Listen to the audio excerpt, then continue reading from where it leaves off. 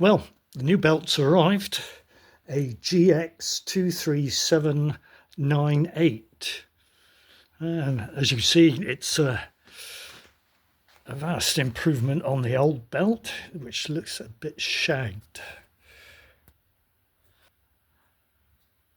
Firstly, we're going to thread the belt around the transmission pulley and get it inside the keep, the metal bit piece on the side. We're then going to go forward, and after taking the two pulleys off, which have 17mm bolts, we'll feed the belts around the outside of those and put the pulleys back on. Well, the belt is now on, and it's gone around the two pulleys, left and right, ensuring that the belt actually goes in behind this brake bar, which goes down the right hand side.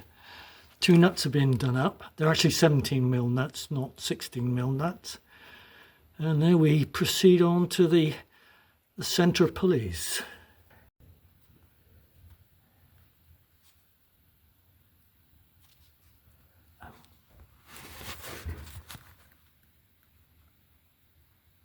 We now need to feed the belt around the three center pulleys. We need to take the pulleys off. This pulley takes the V part of the belt, this pulley takes the flat part of the belt, and this pulley takes the flat part of the belt. It then feeds forward towards the front pulley. Let's give it a go. Well, there we have it routed through. Had to obviously take the cog off the steering column again and lift the steering column up so we can feed the belt all the way through and get it out towards the front PTO. We now need to drop the PTO down by undoing the 16mm bolt, and then feed the belt around the top pulley and put the PTO back on again. Let's give it a go. There we go, back in place, not too difficult. Obviously remembering when you drop the PTO out, you need to rotate it anti-clockwise so the part of the front, which looks like a clutch part, doesn't foul the brake bar or the steering bars. Feeding the pulley around with the handbrake on, of course, that gives you enough slack to be able to do that.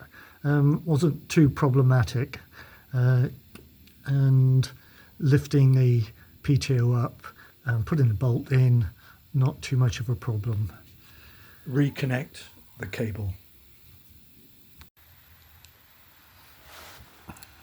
Now you can see the new belt all routed around the pulleys. This was all done with the handbrake on, as the handbrake on in the on position takes away the tension out of the belt and makes it a lot easier to put on. Insert the grass chute from underneath, ensuring the fixing lugs locate on this bar.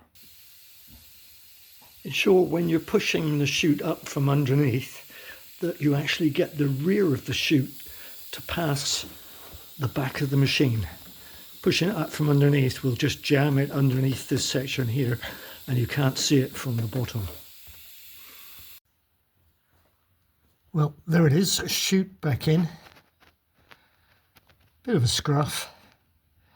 Trying to push the chute up from the bottom, the top edge of the other end of the chute catches on the bodywork of the machine, so you need to go from the outside and make sure that it's not catching on the back. Now we need to move to the rear of the machine and get the rear plate and arms fitted back on. Firstly, hang the rear plate on the hook ends loosely. Don't bolt anything up. Slide in the rear hangers. Then making a gap with the rear plate that you can get your hand down through to get to the bolts to bolt on the hangers. There is actually enough room to get your hand in between the arch and the tyre to get to those 3 bolts, but it is handy to be able to look down through the gap in the back while you're trying to do that.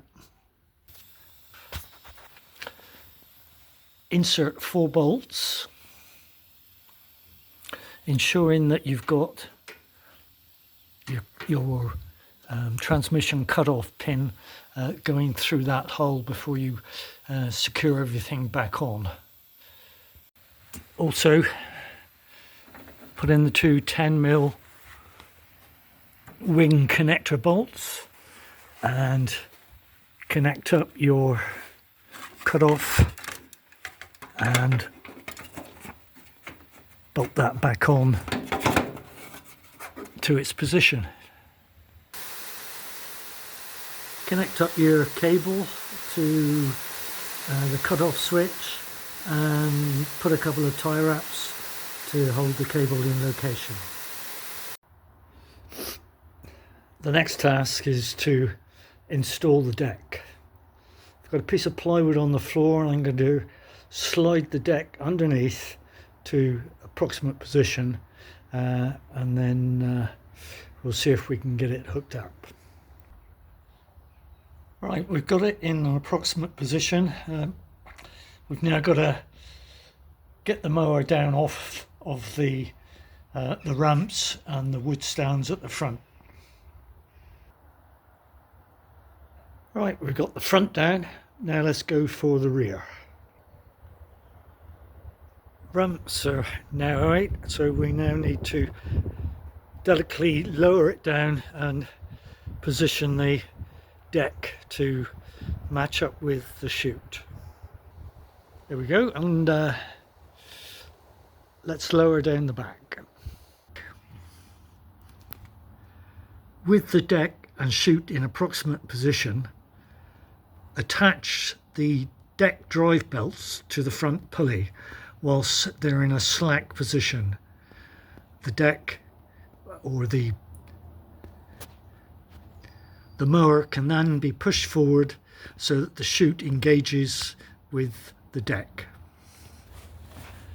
Next, we need to install this first deck brace. I've jacked the back of the lawn tractor up again and this gave me the adjustment to be able to get the arm to locate onto the dowel and put in the clip. I've done the same for both sides and now going for the rear attachment. To get the rear bracket to attach, I've let the jack down at the rear and I've used a pry bar on the deck to lift the deck up so I can get that strap to attach to the location pin. Same for both sides. Lastly, we need to attach the front arm to the deck with a washer and the appropriate split pin. Before fitting the cover panels, we've taken the mower out for a test run. Everything seems okay, so we'll finalise everything by putting the plastic covers back on. Well, there she is, job completed, drive belt all fitted and tested. Learning points.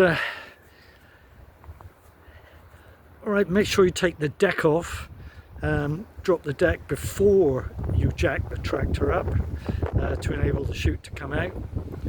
And whilst working on the machine, ensure that you've got the parking brake on, as this slackens all the belts off and makes everything a little bit more doable. Also, to carry out most of the operations, an impact gun is required to release the bolts. I think this would be a little tricky trying to do this with normal spanners and wrenches. Hope this all helps you for the future if you want to attempt to do your own drive belt. It is definitely a job that you can do on your drive.